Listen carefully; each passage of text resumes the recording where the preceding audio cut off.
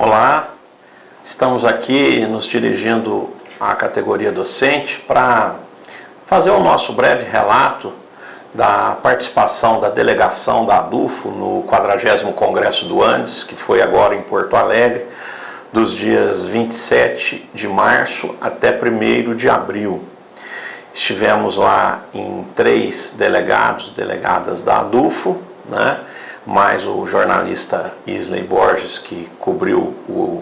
a nossa participação no Congresso. E a gente gostaria, portanto, de dizer para vocês o que a gente trabalhou lá, né? Primeira coisa é dizer que, com muita satisfação, conseguimos aprovar nos grupos mistos um texto assinado pelos membros do GTPE, GT de Políticas Educacionais, aqui da ADUFO, e também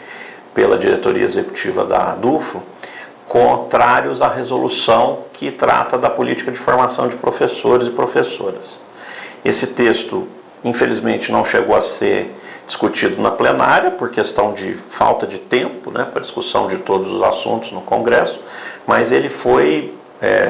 aprovado praticamente sem modificações nos grupos mistos, né, inclusive no grupo em que eu estava. Isso significa que muito provavelmente na plenária também ele não deve ter dificuldade de aprovação assim que ele for encaminhado. Outra grande conquista da ADUFO é que nós incluímos no plano de lutas dos setores, no caso do setor das IFES, né, 2 pontos que nós já temos travado aqui na Universidade Federal de Uberlândia, travado essa luta, né? O primeiro deles é pela luta a favor de conseguirmos insumos para o trabalho remoto, né? Tanto para o que já se deu, quanto para eventuais retomadas de trabalho remoto que possam vir a acontecer, e também estabelecer a luta contra o controle de ponto que tem sido implementado de forma indireta, especialmente aqui na Universidade Federal de Uberlândia, mas a gente acredita que muito provavelmente isso também se dará em outras universidades. Então também foram pontos que foram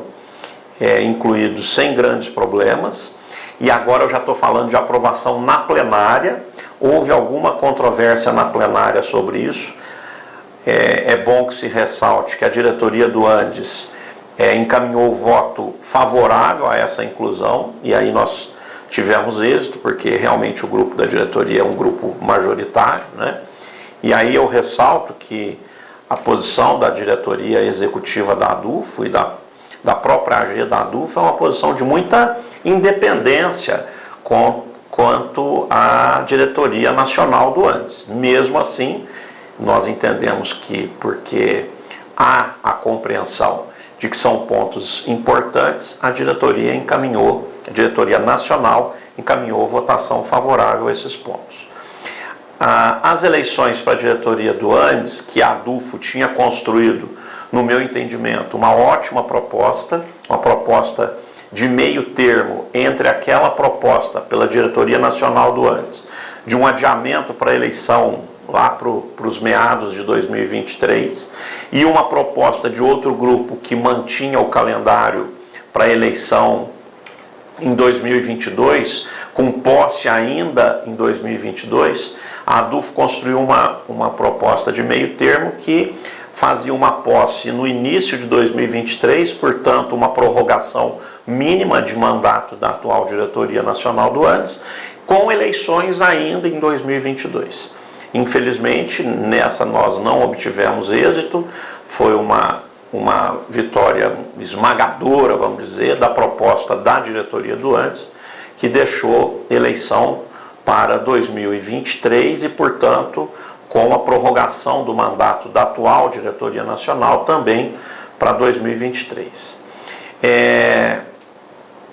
Houve também um debate muito quente, né, que foi no plano geral de lutas, sobre a desfiliação imediata do Andes, Sindicato Nacional, à nossa central sindical, que é a CSP com Lutas, né? E, novamente, a proposta vencedora foi a da diretoria do Andes, que ainda se remeta novamente esse tema para a base, para que se estabeleçam discussões mais aprofundadas sobre essa decisão. Nós justificamos o nosso voto lá, dizendo que, pelo que a gente observa, pelo que a Assembleia Geral da ADUFO deliberou e determinou a delegação que fizéssemos, que votássemos, entendemos que o assunto já está bem discutido, já está esgotado na nossa base, mas enfim, temos que nos submeter à decisão majoritária, que foi de encaminhar novamente essas discussões junto à base. Tivemos também, no dia 1º/4, como já estava previsto, um ato pelas liberdades democráticas na frente,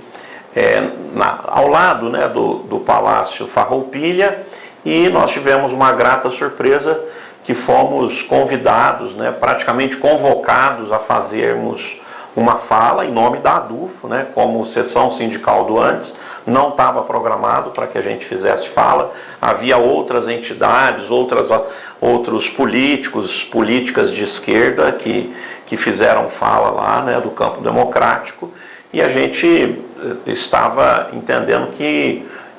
para o bom andamento dos trabalhos, não haveria momento da nossa fala. Mas fomos chamados pela direção nacional do Andes, fizemos uma fala, ela já está publicada aí nas nossas redes sociais, as pessoas podem acessar, juntamente com os demais pontos de participação, né? Se a gente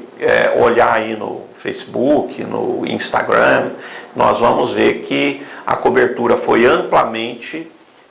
feita, foi amplamente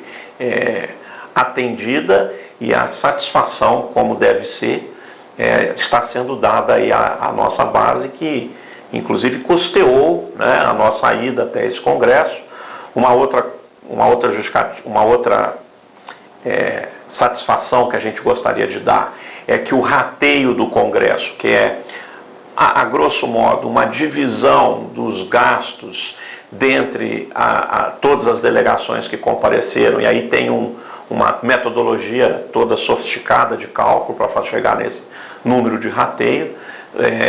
vai caber a ADUFO por volta de R$14 mil, né,